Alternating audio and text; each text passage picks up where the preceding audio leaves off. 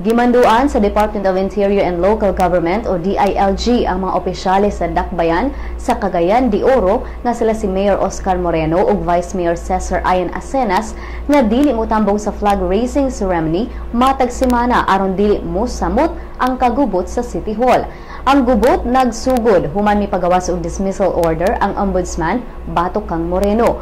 Ato sa dismissal nanumpa si Acenas isip bag-ong mayor apan miinsistir si Moreno nga siya gihapon ang anaa sa pwesto kay adunay gipagawas nga temporary restraining order ang Court of Appeals kabahin sa iyang kaso.